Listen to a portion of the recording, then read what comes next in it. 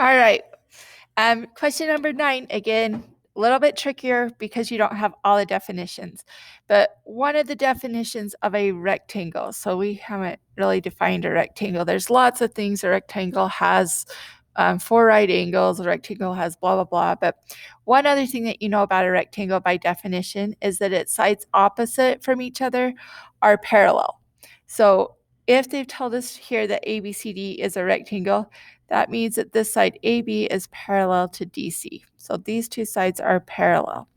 It also means that these sides on the other side are also parallel. So AD is going to be parallel to BF. So that's going to help us to prove that angles are like alternate interior angles are congruent, that those types of angles. All right, so let's look really quickly at what we've got here.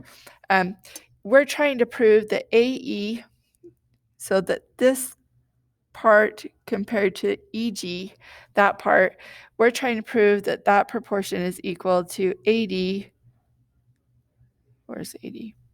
AD to FG. So notice that that's going to be, that we're going to need to, by proving that, we're going to need to prove that these are our similar triangles, these little triangles right there. Okay, so right off the bat, one of them looks pretty easy to prove. We could prove one angle just by our vertical angles. Our vertical angles are congruent there. But now we're going to need to prove that these two lines are parallel right here in order to say that therefore alternate interior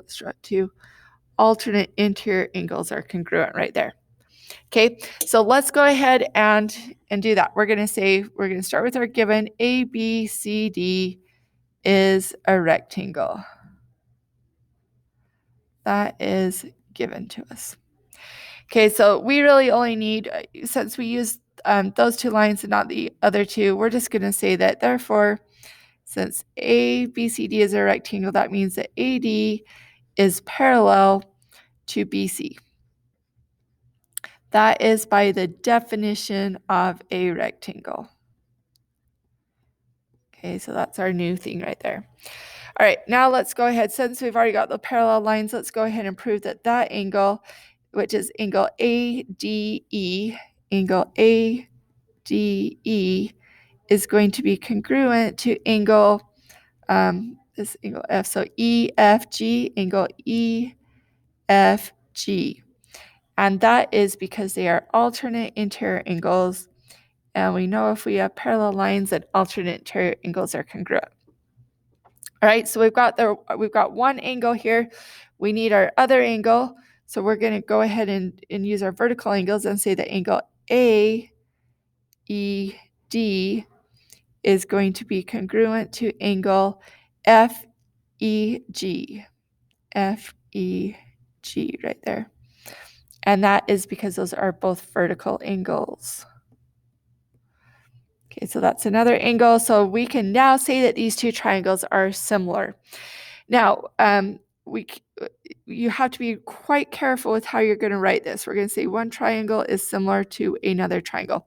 First triangle, go ahead and just throw letters in there. So let's talk about this triangle on the left here. We're just going to call it AED. AED. Now notice angle A up here, what I called A, it doesn't have a marking in it. So it's going to match up with G. So G has got to be first on this one. I used E as my second letter. That's going to line up with E. They're the vertical angles. And then D with the 2 marks lines up with our F over there. Okay, so we're going to say that those two triangles are similar. That's using your angle similarity postulate. And then we could go ahead and say, therefore, AE compared to EG is going to be equal to AD compared to FG. And that is, again, go ahead and write corresponding parts. That's what I would just suggest that you do. However, the book that I pulled all this stuff from was saying that the corresponding sides of similar triangles are proportionate. So either one of those will work, but corresponding parts is my favorite answer right there. All right, that's number 9.